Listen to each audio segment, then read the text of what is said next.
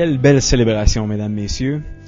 Pendant la communion, vous nous permettrez, si vous voulez bien, nous allons revenir sur cette homélie qui a été prononcée par le cardinal Ouellette en compagnie de deux personnes qui, je pense, symboliquement et au niveau des compétences, sont bien placées pour approfondir cette homélie avec moi. Il s'agit de Pascal Proulx. Bonjour, Pascal. Bonjour, merci. Et également de Débra Violette. Bonjour, Débra. Bonjour.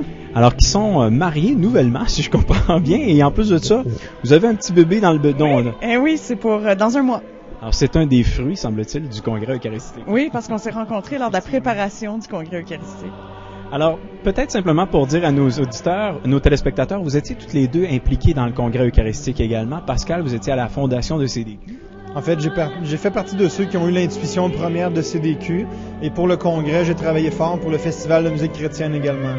Débra, vous étiez au niveau de la jeunesse. C'est ça, la programmation jeunesse, les montées jeunesse en préparation, puis ensuite l'espace jeunesse pendant le Congrès eucharistique. Une super expérience. Je n'en doute pas. Alors, si nous revenons rapidement sur cette homélie, plusieurs points qui ressortent. Le cardinal a commencé par reprendre d'abord un extrait de l'Évangile de Marc. « Je suis le pain vivant descendu du ciel.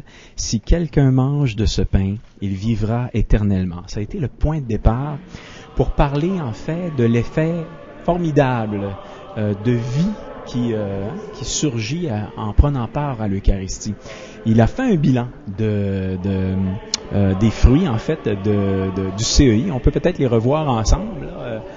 Entre autres, il a parlé de la création du petit séminaire. Je ne sais pas si vous vous souvenez. Oui, puis il a parlé aussi des suites de la montée jeunesse, qui justement se poursuivent comme rassemblement jeunesse national avec un focus sur l'Eucharistie. Voilà, la montée jeunesse qui jusqu'à présent était en fait une activité, on pourrait dire, diocésaine et qui devient nationale, si je comprends bien. C'est ça, en fait, la montée jeunesse, c'était la préparation spirituelle pour les jeunes en vue du Congrès.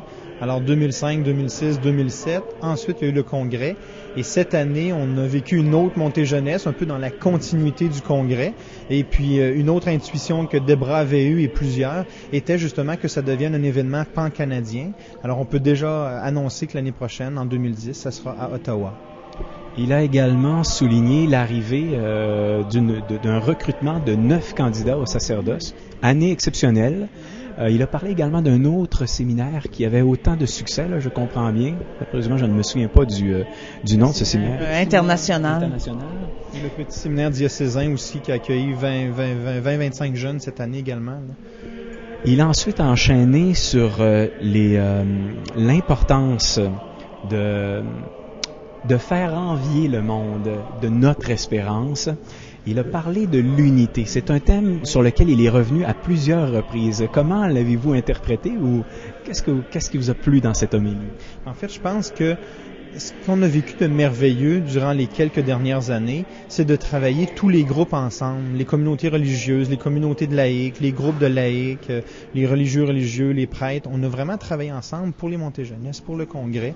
Et je pense que c'est cette unité-là qu'on a construit ensemble. Je pense que c'est à cette unité-là que le cardinal nous invite à continuer de travailler ensemble plutôt que chacun de notre côté.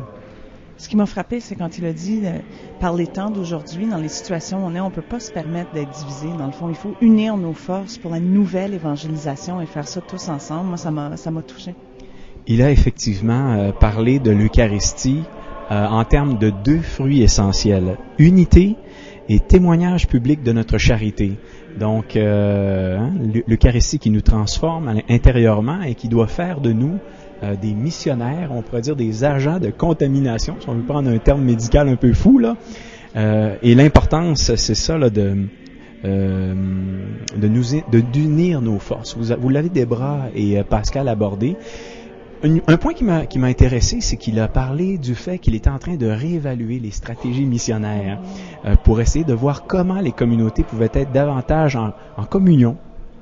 Oui, ben on sait que la réalité de notre Église est changeante.